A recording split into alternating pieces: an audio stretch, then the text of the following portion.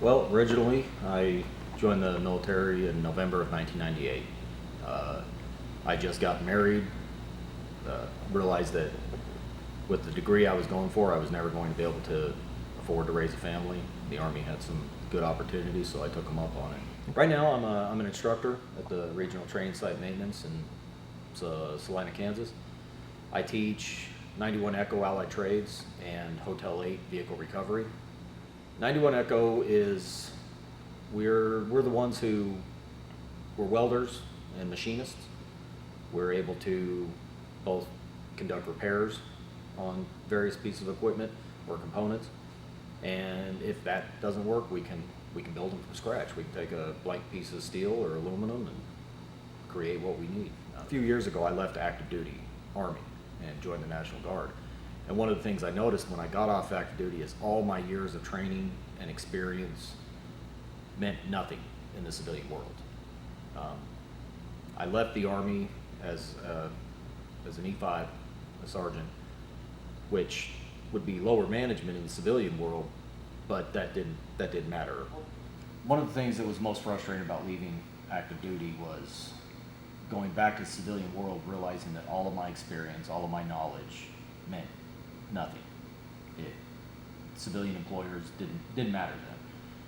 Now, they were all more than willing to hire a veteran, but they weren't willing to hire a veteran and pay them for their experience. That was infuriating.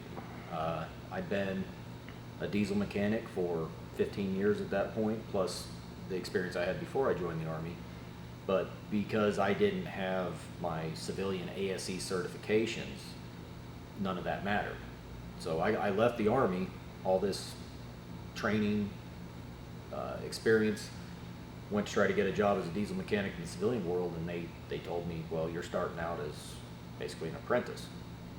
But by having these partnerships where we can take the experience that they've learned and earned while serving their nation, apply that to their educational goals and endeavors, and acquiring a skill or certification, to be able to do that with giving them the credit for what they've earned in the military side, and just focusing on those things that perhaps maybe they didn't get to learn militarily, getting them to that certification puts that individual back in our workforce, back to an employer, much quicker, and it extends the resources that were given by Congress, whether it's for the GI Bill or from our state legislative leaders for tuition assistance.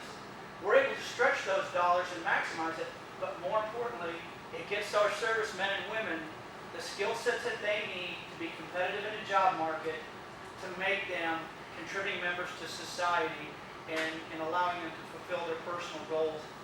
I did a psychology class. I did an English comp class, which I thoroughly enjoyed the English comp. I've had to do some other ones based off of the allied trades, so non-destructive testing, visual examination, metallurgy. Took a little bit of work to figure out where to find the time. With my full-time work, it wasn't as much of a hassle because this whole time I've had the total support of my chain of command. Chief Campbell, Master Sergeant Ruthie. They've done everything they can to help me achieve my goal. And as for family, my wife, she was pretty much my go do your classes. You know, you need to go sit down, do your classes, knock your stuff out for the week. And I mean, if it wasn't for her, I'm not sure I would have done as well as I did. I have no doubt that I still would have passed, but it's because of her that I am graduating with honors. Well, ultimately my goal is to continue on as a teacher. Once my associate's degree is complete, I plan on continuing on to Hays State for my bachelor's degree, with the ultimate goal of retiring from the military and going down to Salina Tech to teach there. Of course, I could always pick up the welding or the machining, continue on teaching with that. Although I would love to be able to teach English comp or something along those lines. I really would like to help future writers hone their skills. I love stories. I think that's what humankind is. That's one of our main things as humans, is we're storytellers. Yeah. I think it's a good skill for all soldiers to have. Communication is key with us. Not only that, but I think deep down every soldier is a storyteller. That's what we do. We get together in groups after work, or when we meet up after a couple years after deployment, we have our reunions, and we sit there and we swap stories, and most of them may be a little embellished, but they're good stories. And ultimately, that's all English composition is. It's just telling a story. Ever since I joined the Army, there's been all these programs they're talking about, ACEs, all this other stuff that use your military education or use your military experience for civilian accreditation, and you don't really see it. A lot of talk, no real substance there. So this is the first program I've seen where they're actually putting their money where their mouth is. I can see it in black and white. I see that my military training actually means something. I get credits for first aid.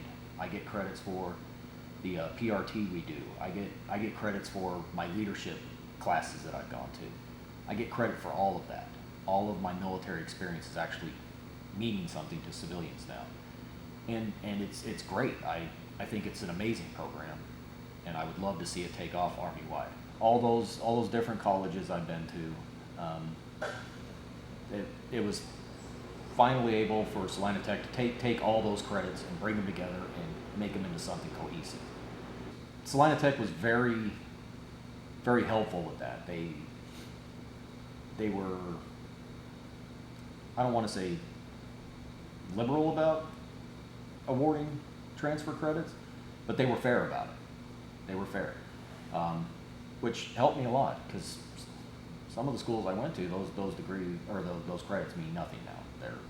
It actually means a lot to me. I've been trying for a degree since I joined the Army over 20 years ago, and it always seems something comes up, something stops me from achieving it, whether deployments, work, home situation, what have you. And to finally be able to get it, it's a big deal to me. I'm glad to have finally made it. It took me long enough, but most people would call somebody that's been in school as long as I have a doctor.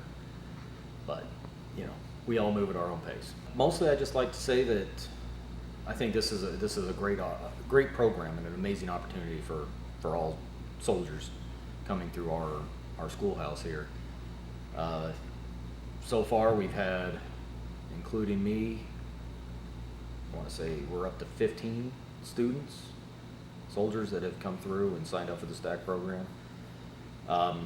Every one of them have said it's a great opportunity. They're all like really, really happy that we were able to offer it to them.